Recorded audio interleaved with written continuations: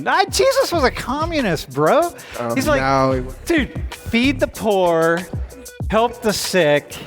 If we go back to most of the white people who immigrated into the United States, most of them were used to depress wages. Stop assuming everything about people. Just because they feel a certain type of way doesn't mean they feel the same way about every single topic. Yeah, exactly. Even liberals, like I don't put them in a box because.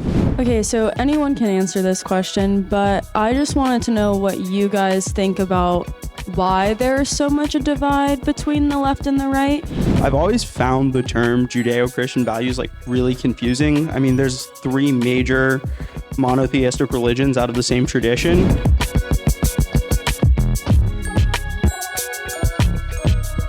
Do you have a question? Not really a question, just a comment. I think our volunteers brought something up which kind of goes closely with me, to the point where I know you said you changed your view on Israel-Palestine, and I don't necessarily think it's a very bad thing, changing your views.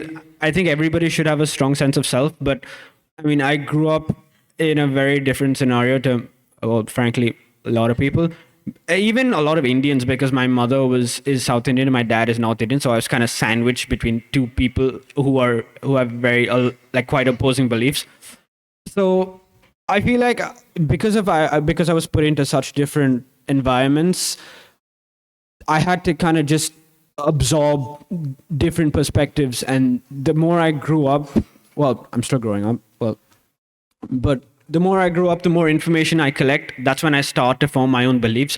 But I believe that I have certain core fundamental values, but my beliefs, I'm humble enough to know that I have an opinion on certain things, but I would still love to know other people's opinions on this. And I would like you to tell me why you think you're right, and I'd like to not convince you, but I'd like to tell you what I feel about it. So that's what I'm hearing from all 4 of you. And Exactly. That's actually what I hear almost always from students. You know, you all are not unique in that with the 5 of you, what you just said. Like, Exactly. I find that to be pretty common, actually. Which figure, either historical or modern, do you consider embodied the best of conservative values? Man, who wants to take... You got this one? The only person, Jesus Christ. Oh, man. Jesus was a communist, bro. He's like, dude, feed the poor, help the sick, like, house people. I mean, come on, man. Jesus. You believe that you should do it yourself, not that people should take your money and do it. Oh, I got you. All right. Well, there was no real government. Okay, the Roman. Okay. All right, okay, I got you. He was actually pretty anti-government if you look at the Roman government. All right. Okay, all right, there you go. So, wait, in other words, Christians. So, what I'm hearing from our conservative colleagues up here, your conservative colleagues, is that Jesus wants you all to be communists. All right, so there you go. All right, go ahead, man. Can I ask you, like, where that immigration stance stemmed from? Whoa, that's a good question. Yeah. So you got to keep it short here too, because you could go on for 10 minutes. I can come at it from both sides. I think immigration's a tool that the elite use to devalue wages. You see that with H-1Bs. You saw this illegal immigration in agriculture. So I think that's one way. That's one reason I'm anti-immigration. Also, too. Wait, can I just give some support to that? Yeah. What's your ancestry? My grandparents on my mom's side, they're from Scotland. Okay. And then on my dad's side, they're Italian. All right. So even if we go back to most of the white people who immigrated into the United States, most of them were used to depress wages, right? As tools of the elites and the wealthy to depress wages and to divide the population. So it's been very true of white immigration in the country. So also too, we do live in different times. The Industrial Revolution, you just needed hands. Yeah, that's right. But they needed hands that had no power, and they couldn't organize, and they wouldn't organize, and people were used. So the idea that people have that white people were really welcomed into the United States, no, immigration was used as a tool to divide and conquer, and to a degree that, more so than today, by the way. I like to consider myself more independent, but if I were to take one of those political tests, I'd probably lean more conservative. But to say what you were saying earlier about like professors being openly liberal or conservative, I definitely have had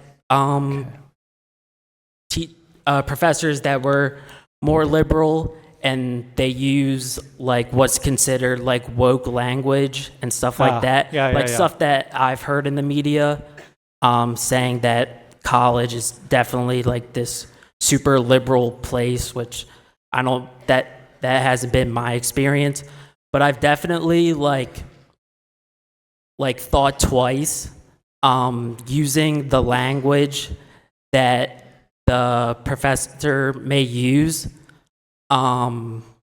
just so I can get like brownie points on like an essay. And just like, if I am saying something that's not culturally relevant, like I don't want to lose, points on that. So you're reading your professors and going like, yeah, this person is maybe trying to be a little bit transparent, but not trying very hard because they're using certain language. So I'm reading them where they're at, and I'm going to respond in my work with them. I'm going to respond in a way that matches where I think they are ideologically. Right. So I could see if conservatives are like scared, like that you were talking earlier about being completely open. And what year are you? I'm a junior. And how often, how many classes or how many professors? So that's like, you're going to be like 10 professors a year. That means you've had 20, and this year another 5 probably. So it's like 24, 25 professors. How many do you think you would identify in that way? Of the 20, let's say 25. At least half. Really? Half? I'd say that education and English, I've taken a lot of literature classes. Like they are all very openly liberal.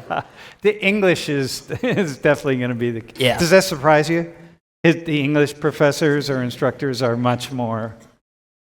That doesn't surprise you? I don't know. I don't take an English class. Sorry. It doesn't surprise. Wait, hang on.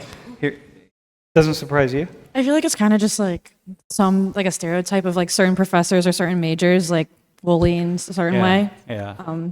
For sure, English, man. It's going to be like Jennifer from Indiana. Indiana, a very conservative state. How do we keep ourselves from assuming beliefs based on if someone identifies with a more conservative or liberal way of life?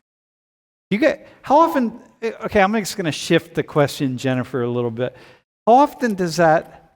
Are you all thinking about that? Are you making assumptions about people here on the campus based on whether they're liberal or conservative? I think it's inevitable because naturally we all have our own like predispositions and our own beliefs that we kind of go into conversations or just go about our daily lives, like our personal biases. And I think that's kind of inevitable for everybody. But I do think that part of it is just knowing the difference between having assumptions in your mind versus judging the person without knowing 100% where their stance is on things.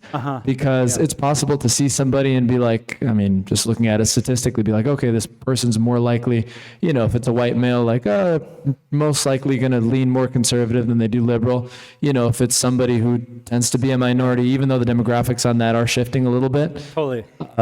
To look at them and be like, okay, they're most likely leaning a little bit more liberal, but not to judge the person for it and still be open to the possibility of, hey, maybe it's a Latino conservative, or maybe it's, Black conservative, or or maybe it's like a very liberal, a very liberal white male.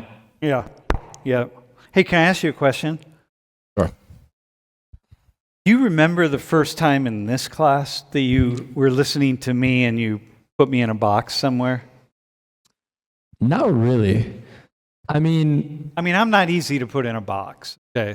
Yeah, and I think you stick to a lot of fact. And I think if you do stick to facts all the time, my personal belief is that you won't really fall into either category. Yeah. I think really like your personal set of values, whether it's like your philosophy on life or your religion, is going to be, the ultimate determining factor of whether you lean more right or more left. But I think if you just have facts, then you're not really going to be leaning either way. Yeah, I got you. But you can interpret the facts. Right. Dennis, how about you? Was there in this class you must have been sizing me up in some way early on? Yeah, I believe you're more moderate when it comes to certain topics than being either more conservative or liberal. Just of the discussions that we had, because having an open mind about both sides is very beneficial, and that's what I tend to do.